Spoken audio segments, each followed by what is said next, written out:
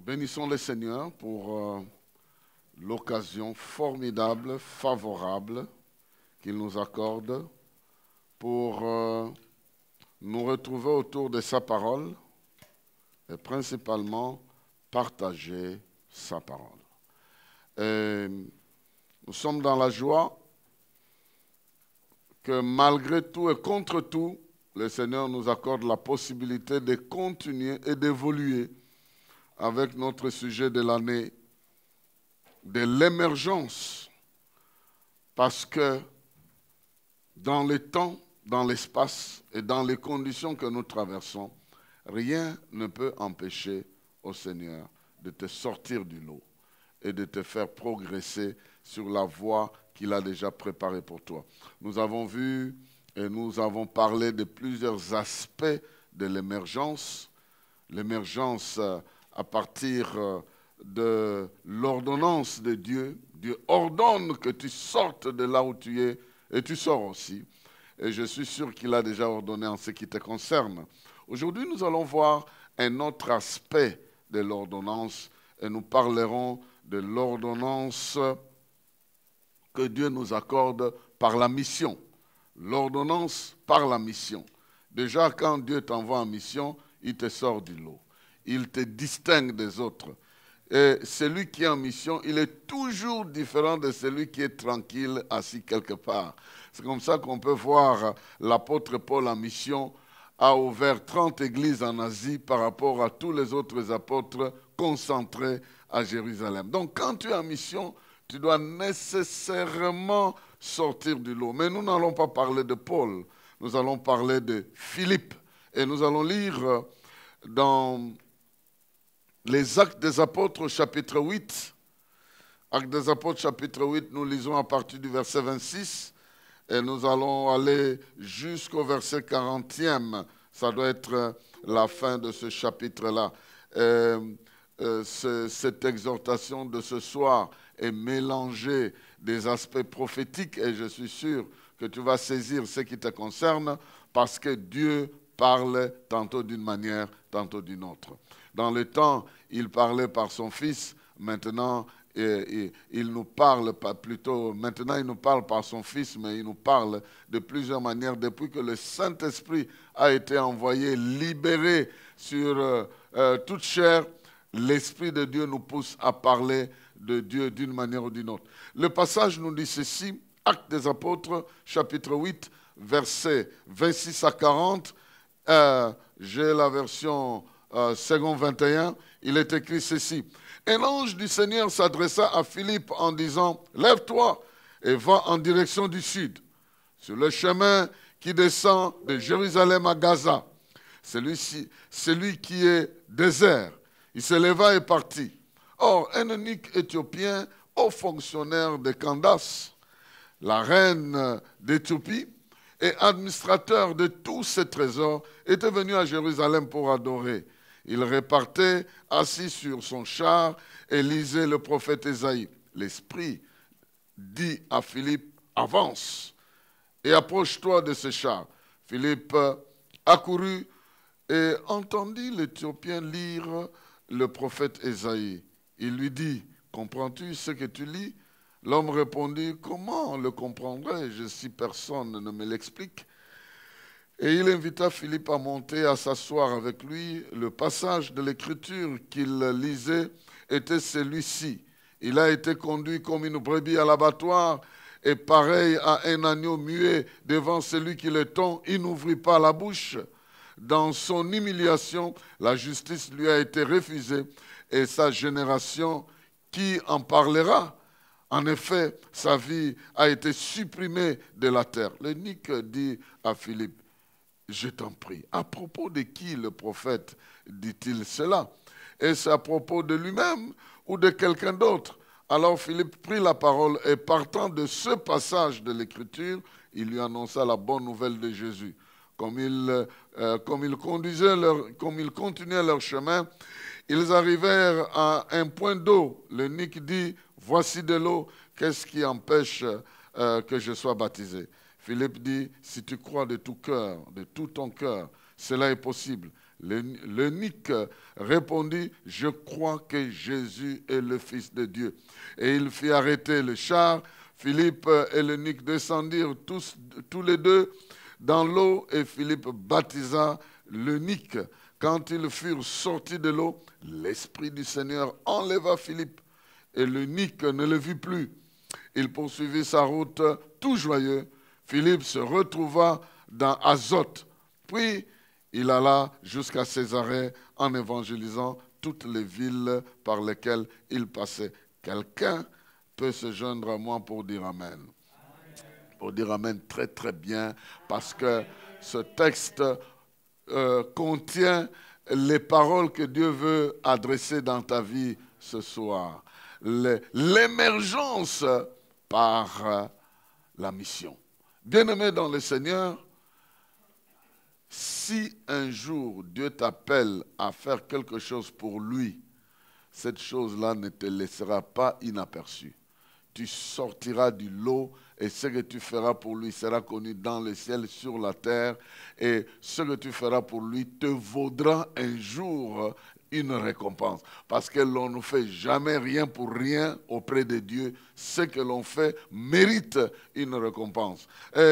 Ici, nous voyons que la vie d'un jeune homme se retrouve connu jusqu'à ce qu'il soit inscrit même dans la Bible, que nous puissions le lire, que nous puissions l'étudier. N'est-ce pas que à Jérusalem, lorsque l'Église a commencé, on avait élu 7 diacres, 7. Je ne connais pas les autres, on n'entend plus parler. Ils sont restés tellement dans l'administration de l'argent et consorts. Ce monsieur Philippe se distingue. Il s'est déjà distingué par le choix des gens. Nous avons appris que les 120 qui ont commencé, qui ont reçu le Saint-Esprit, de ces 120-là, le premier jour, 3000 s'est ajouté. Et après, plusieurs autres se sont ajoutés. On a élu 7 personnes remplies du Saint-Esprit, dont Philippe. Il était déjà sorti du lot à partir du choix que les hommes ont opéré sous l'influence de Dieu pour lui. Mais je veux parler de 4 connexions. 4 connexions principales à laquelle la mission nous lie. Et à cause de cette connexion, tu ne peux que émerger. La mission, du moins celle qui vient de Dieu, nous lie à 4 connexions, 4 choses principales. Et je suis certain que pendant que tu m'entends et que tu acceptes même la mission générale, parce que nous tous, nous avons été commissionnés par Jésus en disant « Tout pouvoir m'a été donné dans le ciel et sur la terre, je vous envoie. Allez, faites de toutes les nations des disciples. » Si même tu es entré dans cette commission-là et en faisais tienne pour commencer à travailler, ce que je déclare ici t'arrivera aussi. Parce que c'est une mission qui est divine, qui n'est pas humaine. La mission dont je parle, c'est celle que Dieu nous confie pour son royaume. C'est celle que Dieu nous confie pour sa gloire. Je ne parle pas de la mission que la maladie te confie pour aller commencer à parler d'elle partout où tu vas, en train de convaincre les gens que cette maladie, voilà, elle est dangereuse et tout ça. Ça, c'est la mission humanitaire. Moi, je ne parle pas de cette mission humanitaire. Je parle de la mission divine. Et je ne suis pas contre la mission humanitaire. Nous tous, nous la faisons. J'ai d'ailleurs travaillé dans l'humanitaire pendant autant d'années possibles. J'ai posé des actes sans lesquels certaines personnes seraient mortes en ce moment-là. Mais je ne parle pas de ça. Je parle des actes que Dieu te fera poser parce que tu acceptes sa mission. La première connexion, elle est une connexion avec le monde spirituel. La première connexion, lorsque tu acceptes la mission de Dieu, Dieu te connecte à son monde, à lui. Il te connaît, d'abord ton nom est déjà inscrit dans le ciel, mais il te connecte à son monde. Aussi longtemps que Philippe était à Jérusalem, il n'a pas vu un ange.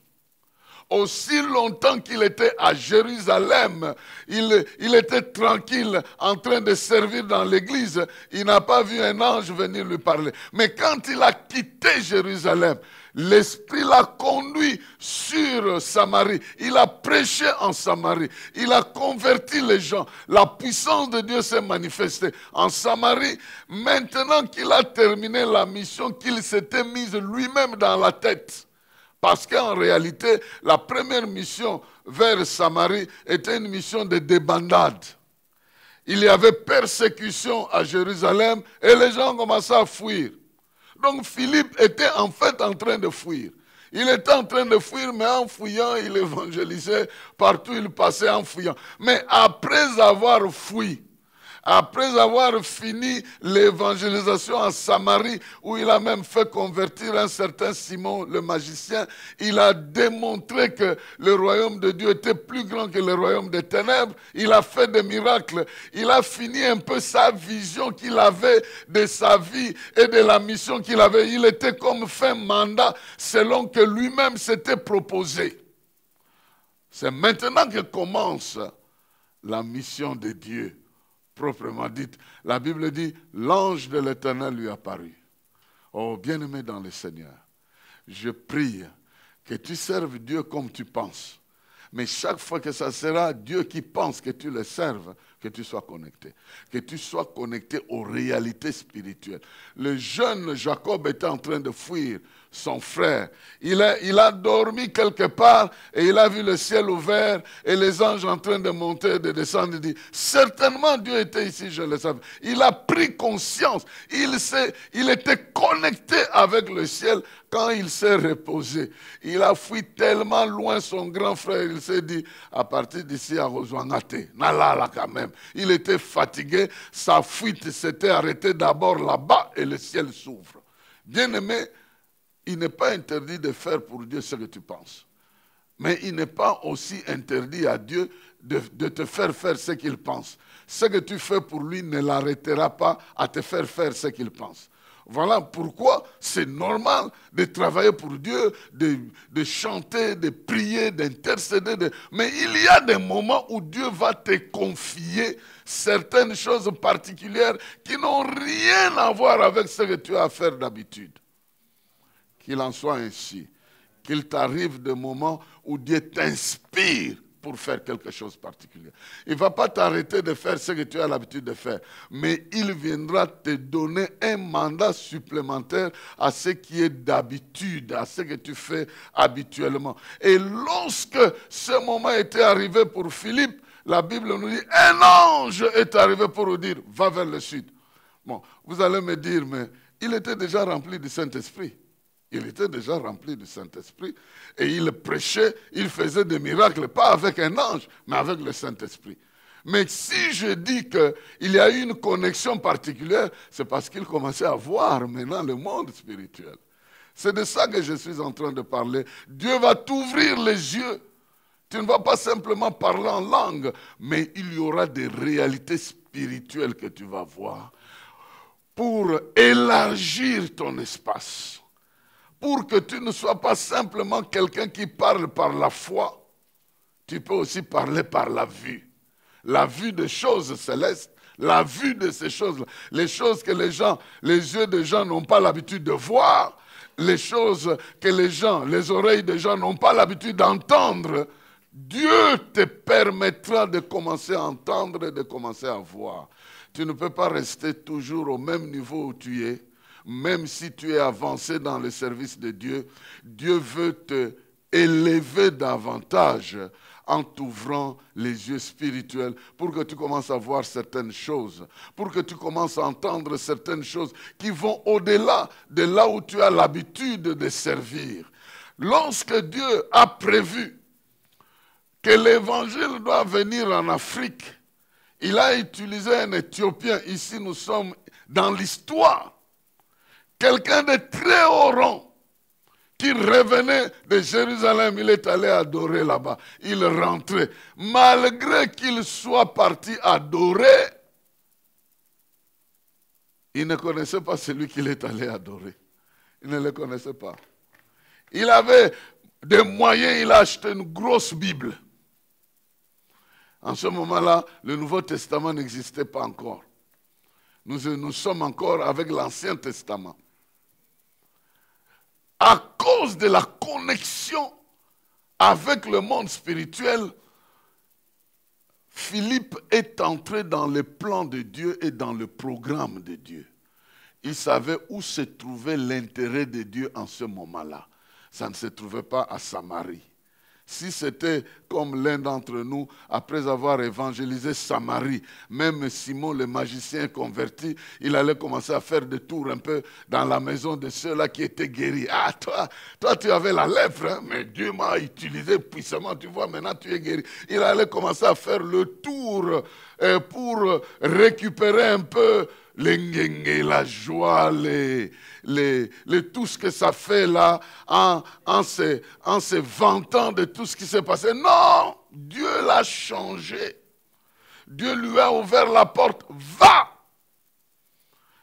Et avec quelle vitesse il est parti? Ce monsieur avait la capacité d'être enlevé, de voyager. Ah, c'est là que les sorciers ne peuvent pas nous intimider. Ce monsieur s'est déplacé visiblement, physiquement. Il n'a pas laissé le corps quelque part. Il s'est retrouvé sur un chemin où passait l'eunuque éthiopien. Il s'est retrouvé là-bas. Ah bon, maintenant, nous avons appris que les gens ont disparu des prisons. Ils se sont retrouvés ailleurs. Vous croyez que Dieu a cessé de faire quelque chose comme ça? Mais je sais que de la marmite des sorciers, tu disparaîtras. Je suis désolé. De la marmite de Covid-19, tu vas disparaître. S'il y a des inventeurs, mais parce que les sorciers sont très malins. Quand il y a Covid-19 naturel, ils en créent aussi des spirituels et puis ils te mettent là-dedans. Toute la fatigue, tu es bien portant, mais tu sens des courbatures, des fatigues. Tu vas chercher, on fait les tests, rien. Et pourtant, tu ne te sens pas bien. Tu as perdu même le goût des histoires. Et tu sortiras de ça. D'ailleurs, je réduis même le niveau de 19 à 2. Parce que la COVID-2, même les petits produits ici, ils soignent. COVID-2, COVID-3, tu réduire. Mais je suis en train de dire que ce monsieur, le ciel s'est ouvert et il s'est déplacé sans prendre un moyen habituel. Il se retrouve dans un endroit où Dieu voulait qu'il soit là. C'est des choses que nous avons apprises avec des gens comme des Élie. C'est comme ça que Abdias, le prophète, lui dit, je viens de te voir maintenant. Tu me demandes d'aller dire à Akab. Je vais lui dire, mais quand je vais rentrer, l'Esprit de Dieu va t'enlever, tu iras je ne sais pas où. Que le ciel soit ouvert dans ta vie. Et que tu vois très bien le plan de Dieu dans ta vie. Et que tu détectes le besoin du ciel pour lequel le ciel t'engage pour travailler. Que tu ne dépenses pas de ton énergie pour n'importe quoi. Aller discuter avec des gens du matin au soir qui ne comprendront jamais ce que vous êtes en train de dire, qui n'accepteront jamais ce que vous serez en train de dire. Il y a des gens qui se plaisent à passer des heures et des heures à discuter avec des chercheurs, à les convaincre. Et pourtant, ils sont dans une religion, ils sont dans une logique où ils n'accepteront jamais ce que vous dites. À moins que le Saint-Esprit vous envoie, vous n'avez pas le temps à perdre avec des gens qui vont vous perdre le temps. C'est seulement là où l'Esprit t'envoie que tu vas dépenser de ton énergie et de ton temps. Je prie que tu sois connecté avec le ciel pour que tu n'imagines pas ce que tu veux faire, mais que le ciel t'amène là où tu dois être et poser l'acte que tu dois faire. Je me rappelle un jour, j'étais à Lubumbashi, j'étais au volant de la voiture, je pense que j'allais à l'église. L'Esprit de Dieu me dit, tourne la voiture, va chez un tel. Je tourne la voiture, j'arrive chez le frère. Paix à son âme, il n'est plus en vie. Mais je trouve sa femme. Sa femme avait une grossesse qui menaçait de sortir. Et sa femme fait la prière. Seigneur, je crois que c'est toi qui m'as donné ces 2 enfants. Mais pour que je sois sûr que je ne vais pas les perdre, je vais voir ton serviteur Daniel Kawata ici. Waouh! La prière, monsieur Bossalak. Directement, la porte, je klaxonne, on vient ouvrir la porte, elle me voit, elle s'écrie, merci Seigneur. Oh, gloire te soit rendue. Même si on fait des visites, ici c'était clairement indiqué que ce n'est pas moi qui ai programmé d'aller là-bas, c'est Dieu qui a programmé. Donc tu peux devenir utile, mais Dieu va t'ouvrir l'intelligence pour te connecter à sa sagesse, à son intelligence, pour que tu ne sois pas n'importe où, que tu sois là où il veut que tu sois et que tu poses l'acte. Et je n'ai même pas compris comment elle a loué Dieu. J'ai seulement prié, j'ai dit, ils ne disparaîtront pas, ces enfants-là, ils vont rester en vie. Et c'est des grands messieurs aujourd'hui, l'homme et la femme. Peut-être ils vont m'écouter en train de dire ça un jour. Ils sont des grands messieurs et des grands enfants à l'heure qu'il est. Donc, plus de 26 ans, je crois, ils doivent être 26, 27 ou je ne sais pas combien.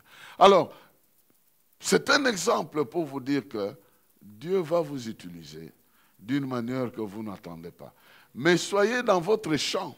Ne soyez pas ailleurs. Soyez déjà en train de faire ce que vous êtes censé de faire. Et à partir de là, Dieu viendra vous utiliser. Comme il a fait pour Paul et Barnabas. Alors qu'ils étaient en train de faire ce qu'ils avaient l'habitude de faire. La Bible dit, Dieu dit, mettez-moi à part Paul et Barnabas pour l'œuvre pour laquelle je les ai appelés. Et depuis qu'ils étaient mis à part, la vie de Paul a totalement changé.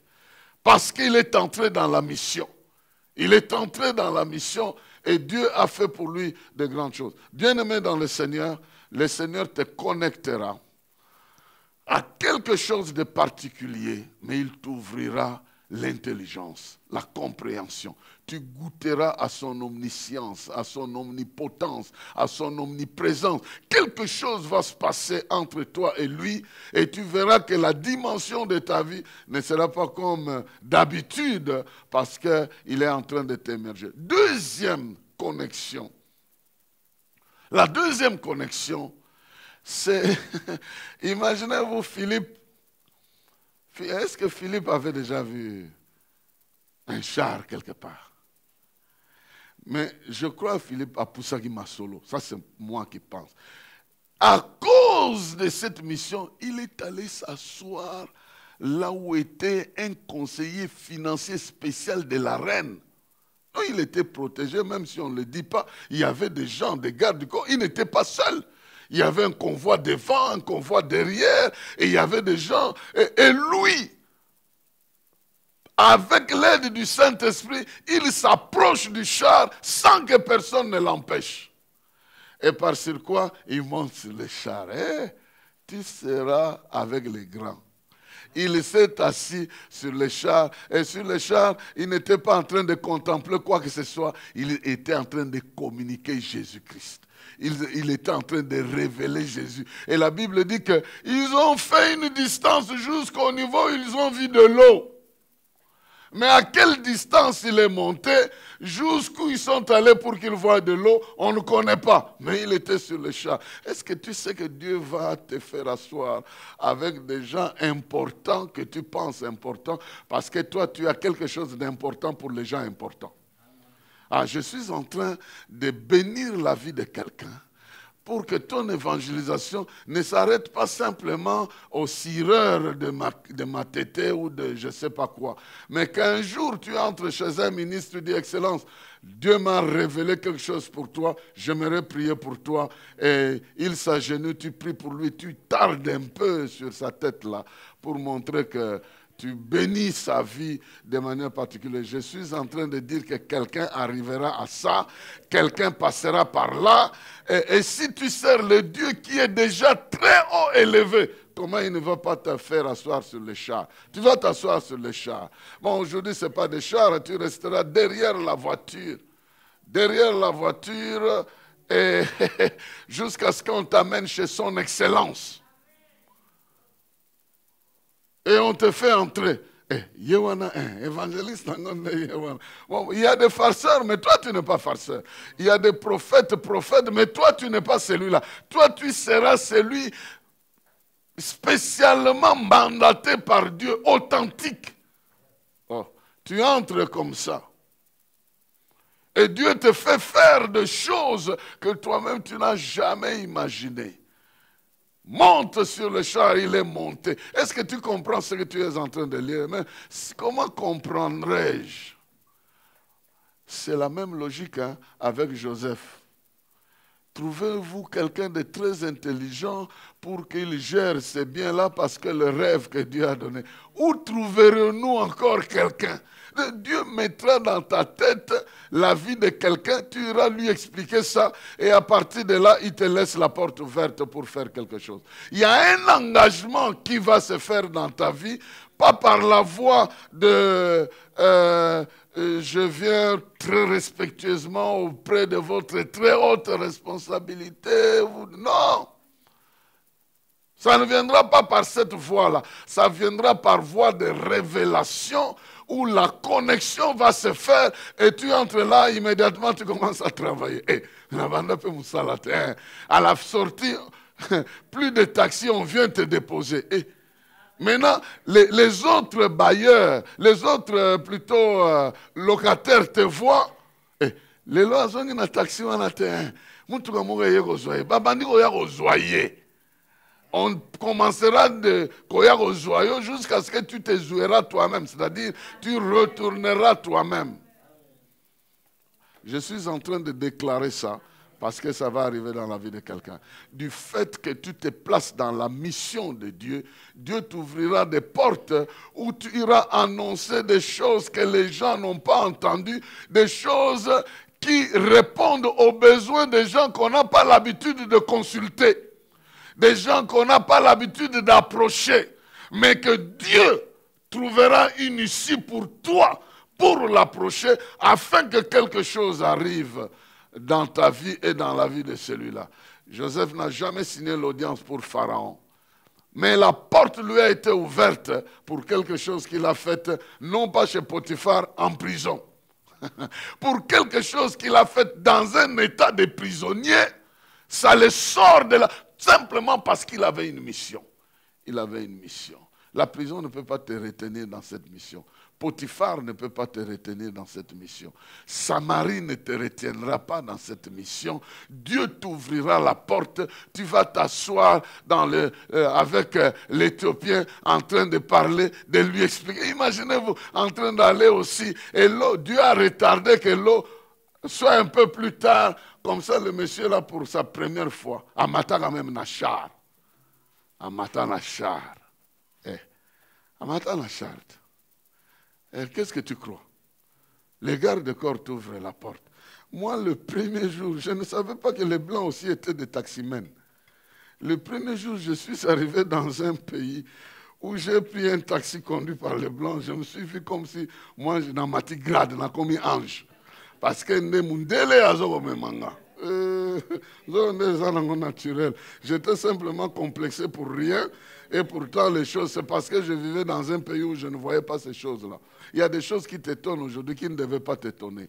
Mais ce que je suis venu te dire, c'est que Dieu va te connecter avec les grands parce que ces grands-là ont un besoin et Dieu a placé en toi la réponse à ces besoins-là.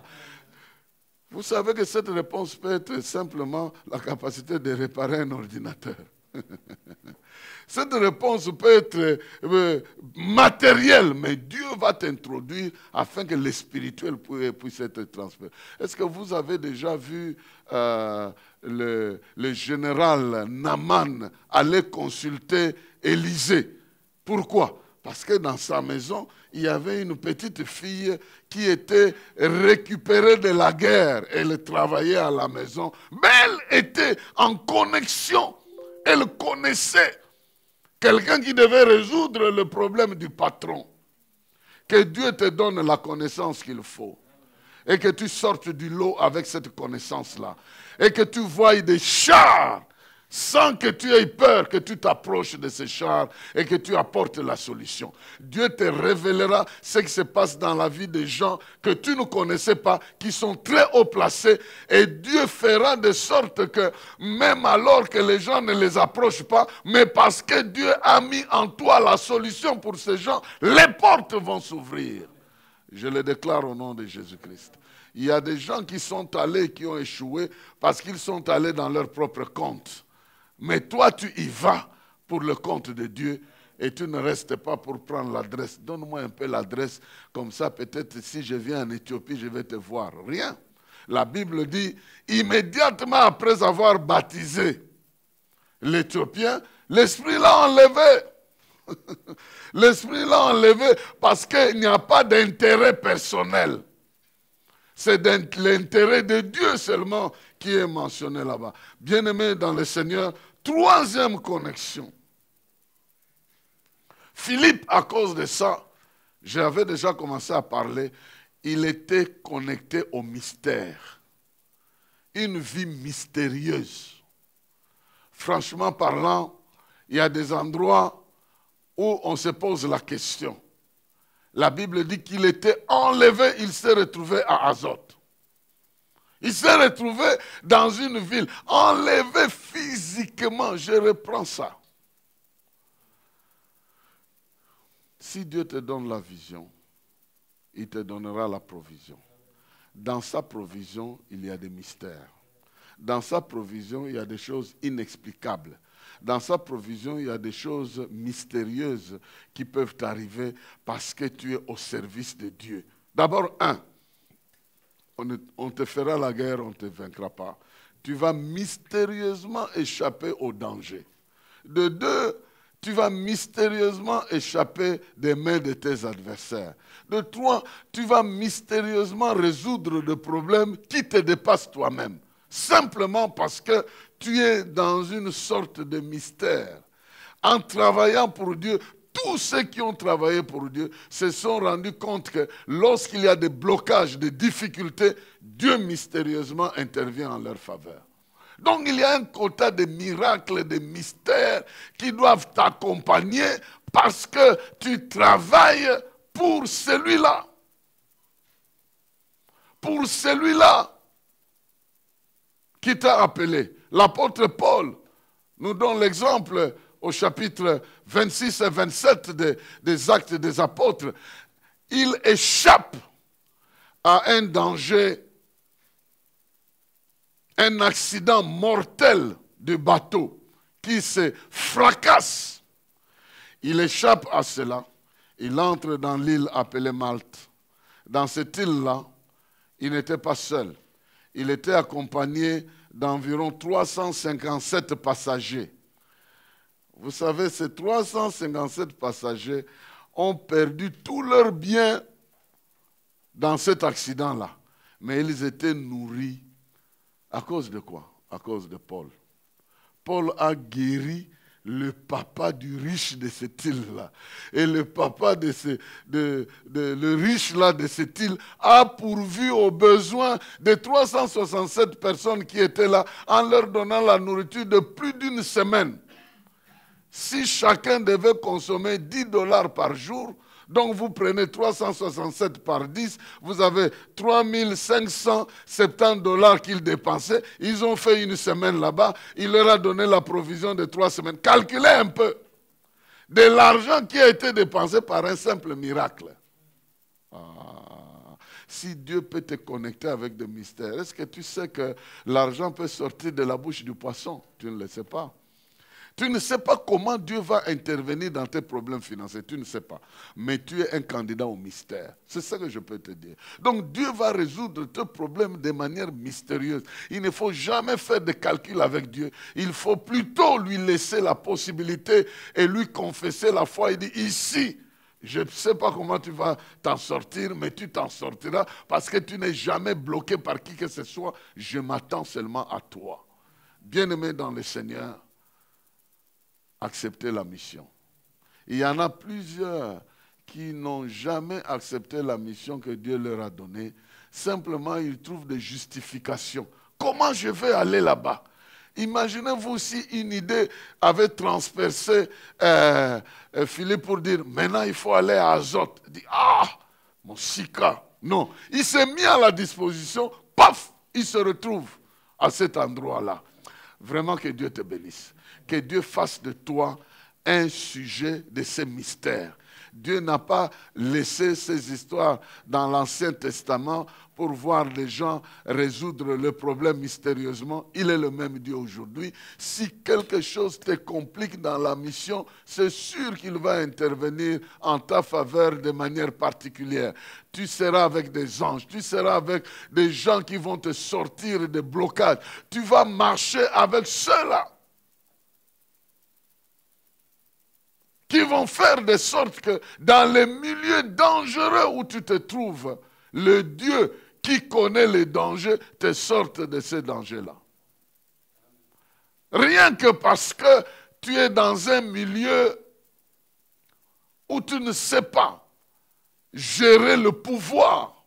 C'est d'autres personnes qui décident. Mais Dieu fera de sorte que tu t'échappes de manière mystérieuse. Il fera de sorte que les limites humaines ne deviennent pas les limites de la mission. Nous lisons un texte pour aller un peu vers la fin. La dernière chose, Dieu devra te connecter à une certaine grandeur, une certaine notoriété.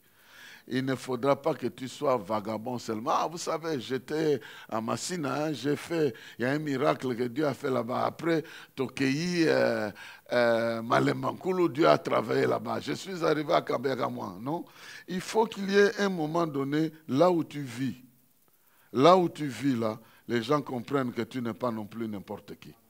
Il faudra qu'à un moment donné, là où Dieu te fait asseoir, pour longtemps, tu as des preuves. Nous sommes dans les Actes des Apôtres, chapitre 21, verset 8 et 9. Actes des Apôtres 21, 8 et 9. Nous sommes repartis le lendemain pour Césarée. Là, nous sommes entrés chez Philippe l'évangéliste, qui était l'un des 7. Les 7 qui étaient votés là-bas. Et nous avons logé chez lui. Il avait 4 filles vierges qui prophétisaient. Donc, il n'a pas disparu. Il n'a pas disparu de la nature. Ce monsieur a eu aussi des filles qui prophétisaient. Donc, dans la ville de Césarée. Maintenant, il y a une confusion. Césarée de Philippe. On parle de Césarée de Philippe. Mais je crois que le Philippe ici, ce n'est pas celui-là. C'est un autre roi, parce que Jésus était parti à Césarée de Philippe. C'était là où il y avait, là où les grands généraux venaient fêter. Et dans cette ville-là, historiquement, il y avait des effigies des grands généraux. C'est là où Jésus a posé la question, qui dites-vous que je suis ? Parce que quand vous voyez tous ces grands de la terre ici, qui dites-vous que je suis? On lui a dit, ah, les uns pensent que tu es Jérémie, mais vous, non, tu es le fils du Dieu vivant. Donc, malgré ces généraux ici, vous reconnaissez que je suis le fils de Dieu, donc ça ne vient pas de vous. Imaginez, Philippe entre dans une ville, on connaît chez lui, tout voyageur sait que, parce que Paul, il ne voyageait pas seul, il voyageait avec toute une équipe. Donc, Genova n'est pas un Nani. Qui est capable de nous accueillir ici? Philippe. Il n'a pas laissé la grandeur dans la rue de l'Azote. Il n'a pas laissé la grandeur partout où il est passé. Dieu l'a béni même matériellement. Il est parmi les notables de l'endroit. Ses filles sont connues comme des prophétesses et sa mission d'évangéliste est toujours reconnue. Bien-aimé dans le Seigneur, si tu travailles pour Dieu, tu termineras ta vie dans la grandeur. La grandeur t'accompagnera. La grandeur te fera achever la course. La Bible dit, ceux qui vous ont précédés, voyez comment ils ont terminé la course. Il y en a de ceux qui ont terminé grand. Ce monsieur Philippe était reconnu. Il était une référence dans la ville où se retrouvait. Et parce qu'il était une référence, les gens pouvaient aller loger chez lui. Imaginez-vous s'il avait une chambre et un salon où il se partageait avec les enfants. Est-ce qu'il allait encore recevoir la visite? Non. Tu seras une bénédiction pour les gens qui sont déjà des bénédictions. Ici, l'apôtre Paul non plus n'était pas n'importe qui, mais il est logé chez Philippe. Il est logé chez Philippe. C'est-à-dire, tu deviens un grand parmi les grands et les grands te sollicitent parce que depuis que tu t'es assis sur le char, tu as eu le goût de la grandeur. Dieu ne t'a pas enlevé de cette grandeur, il t'en a donné aussi de toi-même. Ah, je bénis quelqu'un ici pour déclarer que non seulement Dieu te fera goûter ailleurs, mais si tu restes évangéliste, si tu restes dans la ligne où tu es appelé, il te bénira dans ces conditions-là. Tu ne manqueras de rien et ton nom sera toujours reconnu parce que Dieu travaille dans l'ouverture.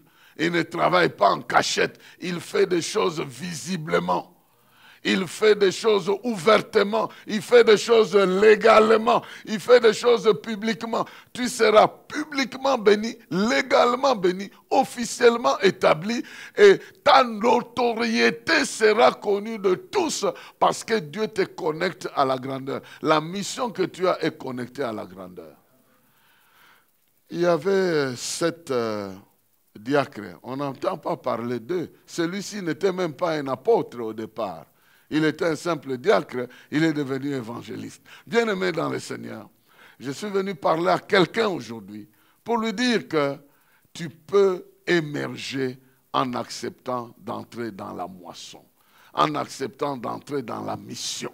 Parce que la mission te connecte avec le ciel. Tu ne verras pas n'importe quoi, tu verras des choses que Dieu t'aidera à voir. Jésus a dit dans Jean chapitre 1er, verset 51, que vous, parce que vous vous connectez à moi et que vous me suivez, vous verrez désormais le ciel ouvert et les anges monter et descendre sur le Fils de l'homme. Je prie que la notion des anges ne soit pas une théorie pour toi. Que tu en rencontres quelques-uns parce qu'ils sont là. Que tu les voies, que tu parles avec eux, qu'ils fortifient ton cœur, mais ils ne feront jamais quelque chose qui dépasse ce que le Saint-Esprit fait. Ils vont t'aider, mais le Saint-Esprit sera là pour gérer toute l'atmosphère.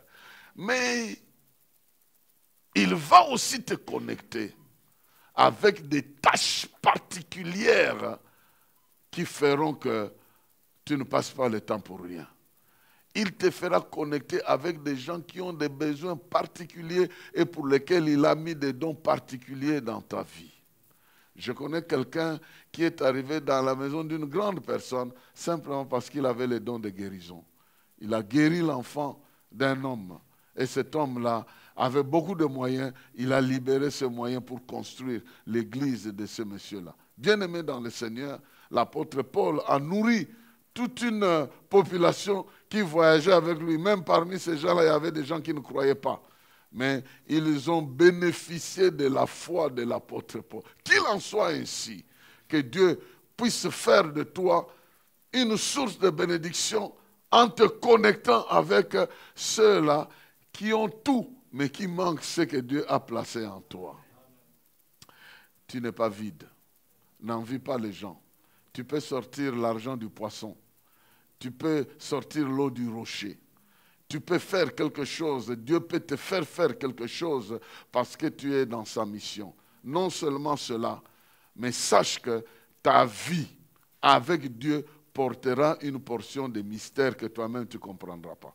Il y a des choses qui t'arriveront et qui feront que tu échappes de manières qui t'échapperont aussi. Alors il faut laisser cette partie-là à Dieu parce que ta vie va comporter une partie de mystère. Des choses que Dieu va gérer dans ta vie que tu ne comprendras pas. Parce que tu es dans sa mission. Il y a des gens qui ont échappé à des grands dangers sans se rendre compte. Il y a des gens qui ont fait des choses incroyables sans se rendre compte. Simplement parce qu'ils sont dans la mission, Dieu va se permettre d'utiliser son pouvoir. Mais aussi, la mission va te connecter à la notoriété. Tu vas grandir, avancer en âge, devenir vieux, dans la mission et devenir un monument, un baobab, pour que les autres puissent sortir de toi. Que de toi sortent des gens purs, comme Philippe qui avait 4 filles, qui n'étaient pas n'importe quel type de filles, mais qui étaient restées fidèles jusqu'à leur mariage, mais qui ont été des prophétesses reconnues dans la ville. Bien-aimé, que Dieu te bénisse parce que tu acceptes sa mission. Et en acceptant sa mission, il va faire de toi un instrument différent des autres.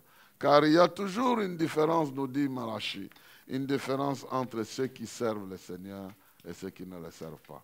Que Dieu te bénisse. Qu'il bénisse sa parole au nom de Jésus-Christ.